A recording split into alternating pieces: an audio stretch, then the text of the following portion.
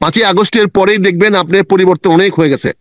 5ই আগস্টের পরে দেখবেন যে আওয়ামী লীগ বিভিন্ন জায়গা থেকে আজান দিবে। আওয়ামী লীগ 5ই আগস্টের পরে আওয়াজ দিবে, আজান দিবে, মাথা তুলে দাঁড়াবে। আওয়ামী লীগ সেই প্রস্তুতি নিচ্ছে এবং আমার মনে হয় নেওয়া উচিত। আওয়ামী লীগ এখন আর বসে বসে মনে হয় মার খাবে না। মেজর আতাউজ্জামান, আপনার কাছে শুরুতেই যেটি জানতে চাই, বর্তমানে যে বাংলাদেশ, সেই বাংলাদেশের সুস্থির কোনো লক্ষ্যে যাওয়ার কোনো সম্ভাবনা দেখছেন কিনা? ধন্যবাদ। আসসালামু আলাইকুম আপনাকে এবং আপনার মাধ্যমে আপনার অগণিত দর্শক শ্রোতাদেরকে। দেশটা অনিশ্চয়তার দিকে যাচ্ছে, প্রচন্ড বেগে অনিশ্চয়তার দিকে ধাবিত হচ্ছে। আমরা আজকেও সকালবেলা দেখলাম যে ইলিয়াস সাহেব আসিফ নজরুলের অফিস ঘেরাও করার জন্য আহ্বান জানিয়েছে। কারণ এখানে শিক্ষা বোর্ডের কমিটিতে আলেম সমাজকে রাখা হয় নাই, এনসিপি কাউকে রাখা হয় না, এই জন্য তাকে ঘেরাও করতে বলা হয়েছে আসিফ নজরুল অফিসকে। এই যদি চলে, কথায় কথায় যদি বিদেশ থেকে কেউ ডাক দেয় বলে ঘেরাও করো, তাহলে দেশটা কোন দিকে যাচ্ছে? আজকে দেখেন পরপর 3টা থানার মধ্যে আক্রমণ হলো। চট্টগ্রামের পটিয়া, তারপরে হলো নীলফামারীতে 2টা থানা, হাতিভাঙ্গা একটা হলো, হাতিবান্ধা, আরেকটা হলো পাটগ্রাম, লালমনিরহাটে পাটগ্রামে আর হাতিবান্ধাতে ঘেরাও করলো। আমরা আগে থেকে বলে আসছি আমরা পুলিশ চাই। আমরা পুলিশ চাই যে পুলিশ তদন্ত করবে এবং তদন্ত করে অপরাধীকে শনাক্ত করবে এবং তারে আইনের কাছে সোপর্দ করবে। কিন্তু আমরা দেখেছি অতীতে পুলিশকে আমরা ব্যবহার করছি শাসনের অস্ত্র হিসাবে। পুলিশকে তথাকথিত দায়িত্ব দেওয়ার চেষ্টা করছি আইন শৃঙ্খলা রক্ষা করা। আইন শৃঙ্খলা রক্ষা করা তো অস্ত্র দিয়ে হয় না, আইন শৃঙ্খলা রক্ষা হয় আইন এবং তার প্রয়োগ দিয়ে। বিদেশ থেকে মব ক্রিয়েট করা, মবে উৎসাহ দেওয়া, যাদের কারণে এখন সরকার বিব্রত অবস্থা আছে, আবার সরকার তো তাদের পরামর্শগুলোই গ্রহণ করছে।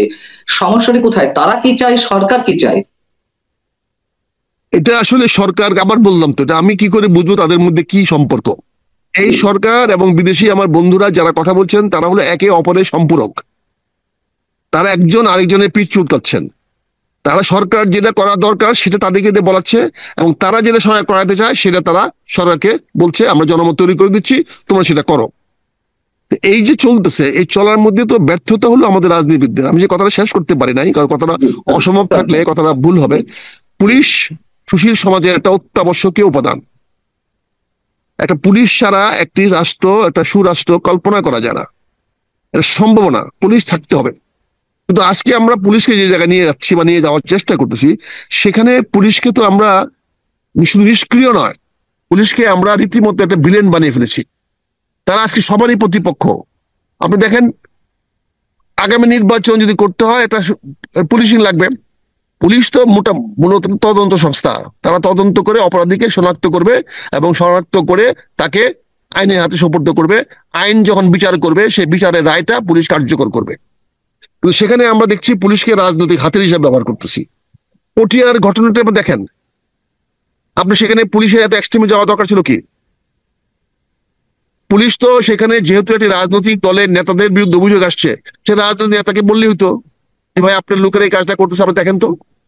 এখানে পুলিশগিরি করা কি ছিল? ওই ওসিগিরি করা কি ছিল? তদন্ত করবে ওসি, ওসি তো দমন করবে না। ওসিকে ওখানে গিয়ে বাধা দিতে কে বলছে? কে ক্ষমতা দিয়েছে?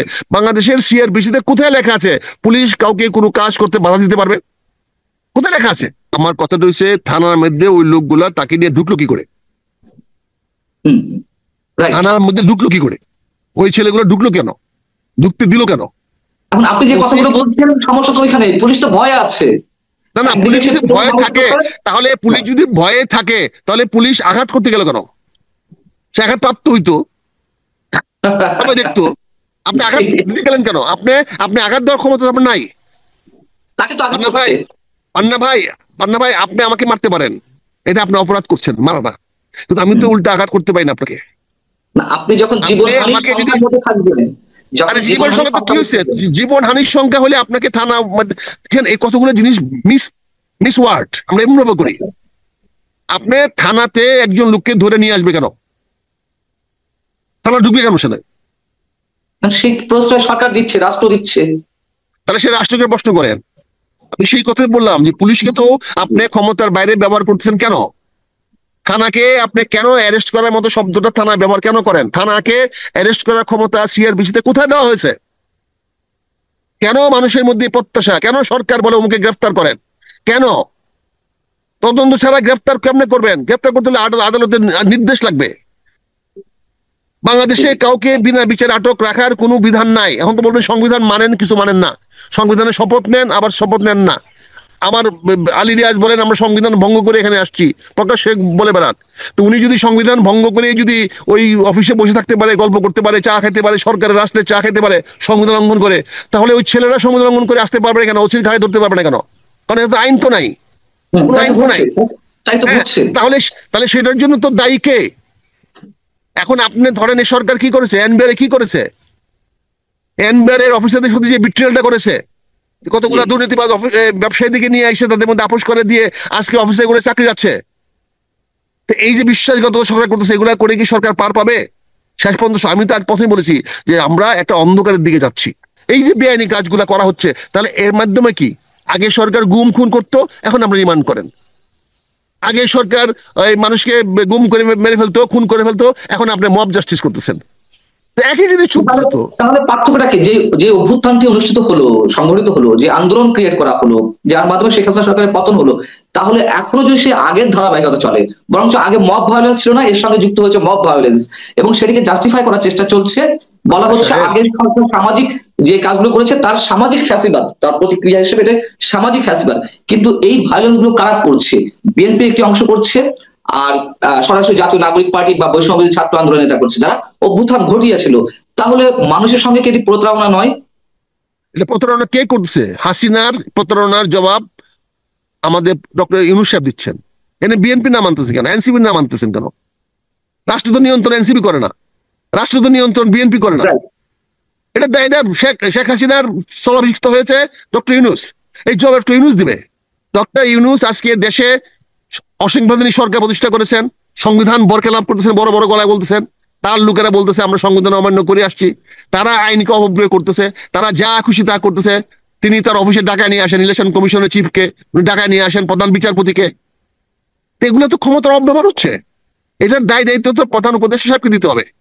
এই যে বিশৃঙ্খল অবস্থাগুলো, এই যে আনরেস্ট গুলো, এগুলোকে ইচ্ছাকৃতভাবে জিয়ে রাখা, ইচ্ছাকৃতভাবে ক্রিয়েট করা, বিশেষ কোনো উদ্দেশ্য সাধনের কোনো লক্ষ্য আছে কিনা বর্তমান সরকারের? না ভাই, প্রশ্নগুলো এভাবে করেন কেন? বলতে পারেন এগুলো কেন হচ্ছে, হয়ে যায়। আচ্ছা, কেন হচ্ছে? আপনি কেন কতগুলো কথা দিয়ে কেন বলেন ইচ্ছাকৃত অনিচ্ছাকৃত? কেন হচ্ছে, কেন হচ্ছে? জি, সে ওইটা প্রশ্ন করার উত্তর দিচ্ছি।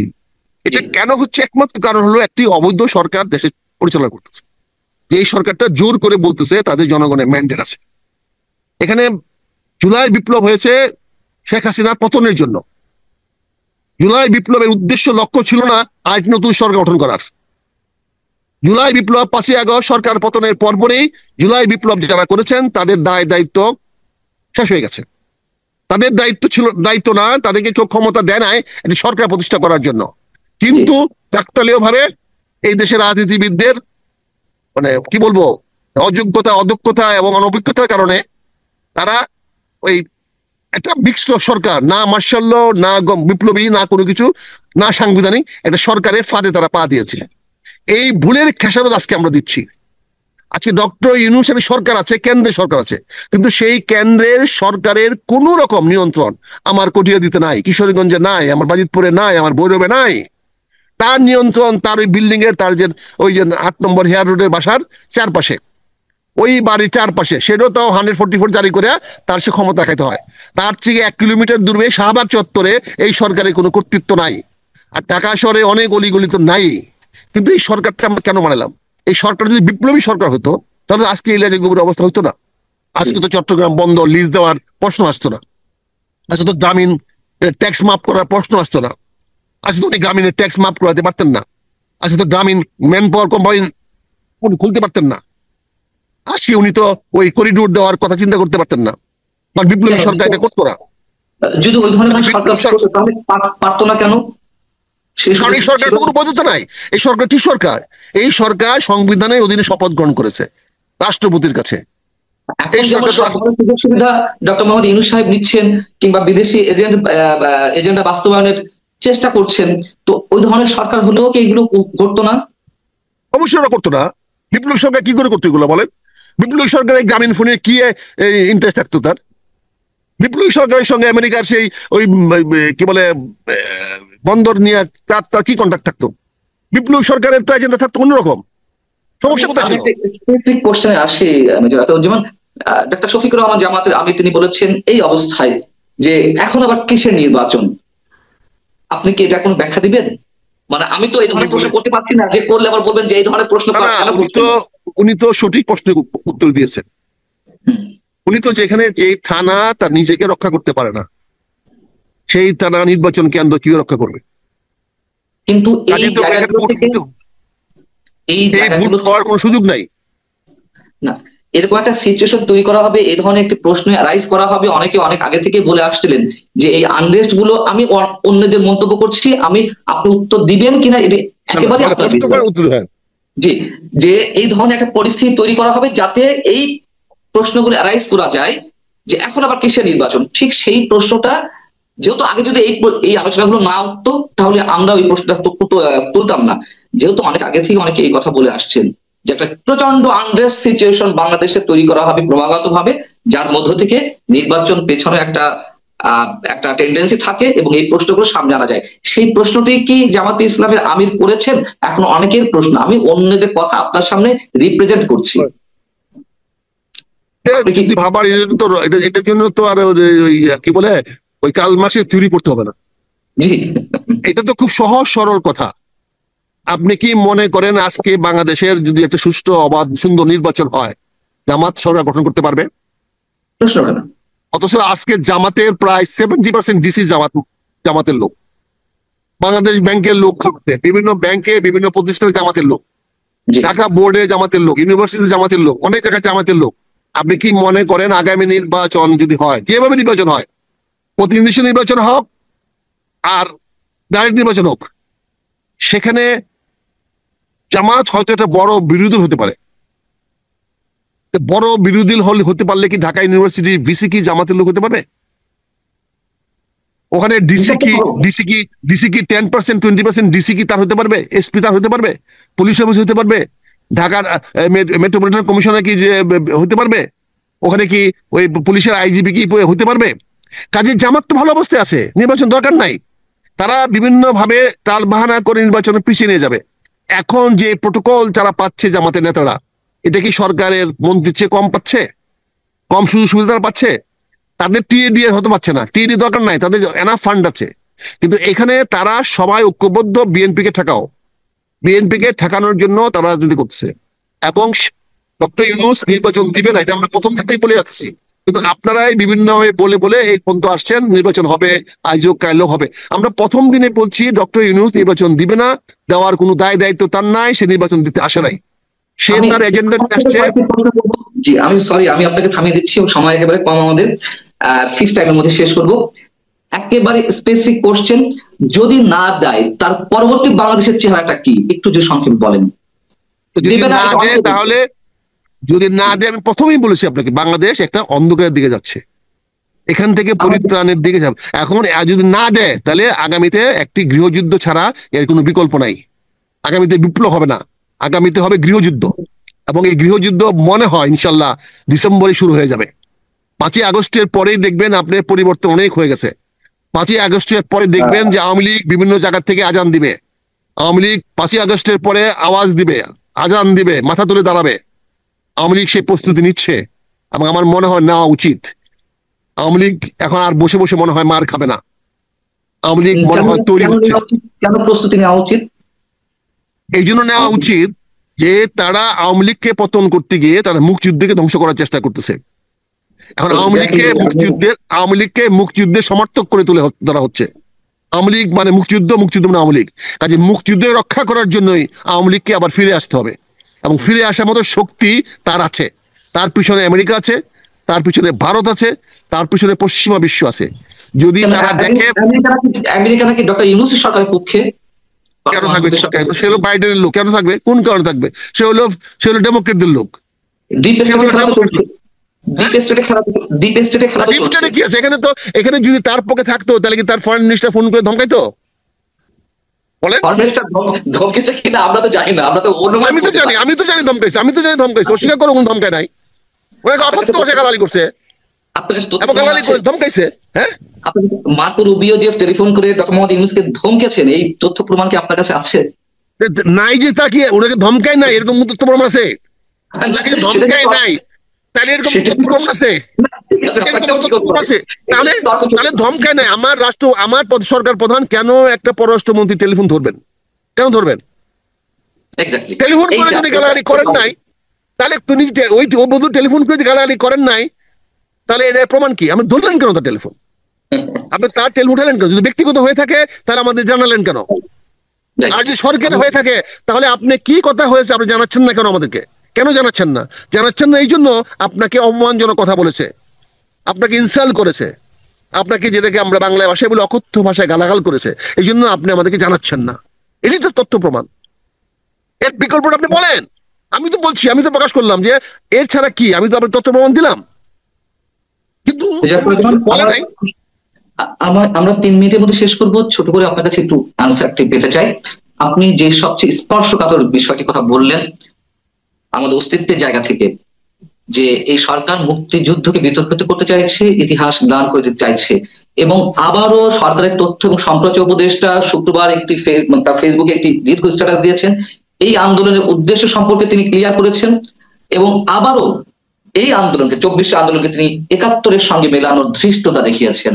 আমার প্রশ্ন হচ্ছে, 71 তো আমরা স্বাধীন একটা ভূখণ্ড পেয়েছি, তারা ম্যাটিকুলাস ডিজাইন তো ছিল না, স্বতঃস্ফূর্ত মানুষের অংশগ্রহণ ছিল 71-এর প্রতিটি ধাপে, 66, 69, 70। তিনি এখানে বলছেন যে সেটা নাকি ম্যাটিকুলাস ডিজাইন ছিল, এবং সেটির সাথে 24-এ গণ অভ্যুত্থানকে বা আন্দোলনকে আবারও মেলাতে চাইছেন। আমি মাহফুজ আলমের কথাগুলো শুনি নাই, বক্তব্য শুনি নাই, তো আপনার বিশ্লেষণে যেটা পাইলাম সেখানে সে 71-কে রেফারেন্স দিয়েছে, 71 তো অস্বীকার করে নাই। ডক্টর ইউনূসের মতো তো বাটন রিসেট করে নাই। এ বলছে 71টি একটি মেটিকুলাস ভাবে তৈরি হয়েছে, একইভাবে মেটিকুলাসলি এসে 24-এ আন্দোলন তারা করেছে। 24-এর 5ই আগস্টের পরে তাদের মেটিকুলাস প্রোগ্রাম কি সেটা আমরা জানতে চাই। আমরা দেখেছি বঙ্গবন্ধু শেখ মুজিবুর রহমানের বা পাকিস্তান থেকে প্রত্যাবর্তন করার পরে ওনারা কোনো মেটিকুলাস প্রোগ্রাম ছিল না। উনি তখন মৌলানা ভাসানীর সঙ্গেও ছিলেন না, শহীদুল আলম খানের সঙ্গেও ছিলেন না, আলাদা হয়ে গেছেন। তার পরবর্তীতে ওনার যে মেটিকুলাস প্রোগ্রাম, সেই মেটিকুলাস প্রোগ্রাম জনগণ মানে নাই, ওনার বাকশাল মানে নাই, ওনার অনেক কর্মসূচিকে মানে নাই, যার ফলে ওনার করুণ পরিণত হয়েছে। আজকে যদি মাহফুজ আলমরা যদি একটা মেটিকুলাস প্রোগ্রাম করে হাসিনাকে পতন করা থাকে, আমি তার জন্য তাকে পূর্ণ অভিনন্দন জানাই, তারা সফল হয়েছে। আমার কথা হচ্ছে, এটা তো একটা সরকারের পতন, আর ওটা একটা স্বাধীন ভূখণ্ডের জন্য যদি আপনার ম্যাটিকুলাস ডিজাইন থেকেও থাকে, আপনারা সেটা একটা স্বাধীন ভূখণ্ড উপহার দেওয়ার জন্য দিয়েছেন। না না, সেটা তো মেটিকুলাস প্রোগ্রাম করে করেছে, সফল হয়েছে, সে তো অস্বীকার করে নাই। মাহফুজ তো অস্বীকার করে নাই। মাহফুজ বলছে মেটিকুলাস প্রোগ্রাম করে যদি একটা রাষ্ট্রকে পরিবর্তন করা যায়। আমরা তো লর্ড কেলেঙ্গে পাকিস্তান করেছিলাম, পাকিস্তান তো আমাদের রাষ্ট্র ছিল, আমরা সেখান থেকে মেটিকুলাস প্রোগ্রাম করে যদি আমরা পাকিস্তান থেকে বেরিয়ে আসতে পারি, যদি আসি, সে বলছে হচ্ছে এটা। এখন আমরা যদি শেখ হাসিনাকে পতনের জন্য যদি কেউ ছল চাতুরি করে থাকে, কুটো কৌশল করে থাকে, আগেরটা হয়েছে কিনা সেটা অন্য প্রশ্ন, সে যদি করে থাকে তাহলে শেখ হাসিনার পতনটাকে তো আমি বৈধই বলছি, তারা সঠিক কাজ করে। আমার কোনো আপত্তি নেই, এক্ষেত্রে আমার কোনো আপত্তি নেই। আমার কথা হচ্ছে যে এই ম্যাটিকুলাস ডিজাইনের উদাহরণটা তো অন্যভাবে দেওয়া যেতে পারতো, 90-এর গণঅভ্যুত্থানের সাথে দেওয়া যেতে পারতো, বা অন্য কোনো আন্দোলন। কেন কথায় কথায় 71-কে আনা? কেন কোথায় কোথায় সবসময় রিপ্লেস করা 24-কে 71-এর জায়গায়? এই কথাটা তো আপনি আজকে বলে লাভ নাই। আমরা তো জুলাই মাসেই বলেছিলাম, মুক্তিযুদ্ধ থেকে আহ্বান জানিয়েছিলাম গত জুলাই মাসে, 2024 সালের জুলাই মাসে আমার বক্তব্য আছে, দেখেন, জানিয়েছিলাম মুক্তিযোদ্ধারা সজাগ হন, রুখে দাঁড়ান, আপনাদের বিরোধী ষড়যন্ত্র হচ্ছে, সমস্ত রাজাকাররা ঐক্যবদ্ধ হচ্ছে, এই আন্দোলনের পুরোধা সবাই স্বাধীনতা বিরোধী, আপনারা সাবধান হন। আপনারা কেউ সাবধান হন নাই, আমার দলকেও বলেছে সাবধান হন নাই। আজকে তারা আসছে, এটা এই দেশের জনগণ সজাগ বলে 1 বছরের মধ্যে তারা ইস্ট পাকিস্তান বানাতে পারে নাই, পাকিস্তান বানাতে পারে নাই, 1 বছর চলে গেছে, কিন্তু তারা এখনো সেই চেষ্টা করে যাচ্ছে। ইনশাল্লাহ তারা সফল হতে পারবে না। এই বাংলাদেশ থাকবে। এবং আমার দেশমাতা খালেদা জিয়া 1 জুলাইয়ের যে আহ্বানটা জানিয়েছেন, 3টা পয়েন্ট খেয়াল করে দেখেন। উনি বলেছেন স্পষ্ট বলেছেন, জুলাই বিপ্লবের আমাদের সামনে নতুন বাংলাদেশ করার সুযোগ সৃষ্টি হয়েছে। সে নতুন বাংলাদেশ করা, বাংলাদেশ করে নাই, বাংলাদেশটাকে নতুন করে করতে পারে না। তারপরে তিনি বলেছেন আমার দেশের সার্বভৌমত্বকে রক্ষা করার জন্য আমাদের ঐক্যবদ্ধ হতে হবে। কোন দেশের পররাষ্ট্রমন্ত্রী আমার সরকার প্রধানের সাথে কথা বলা আমার সার্বভৌমত্বের লক্ষণ, এটা উনি স্পষ্ট করেছেন। আরেকটি উনি কথা বলেছেন, এই 24-এর এই যুদ্ধে এই বিপ্লবে যারা আহত এবং নিহত হয়েছেন তাদের পূর্ণ বাসন এবং তাদের কম্পেনসেশন, তাদের ক্ষতিপূরণ দেওয়ার ব্যবস্থা নিতে বলেছেন এবং তিনি করবেন। কাজে ওনার নির্দেশনা সুস্পষ্ট।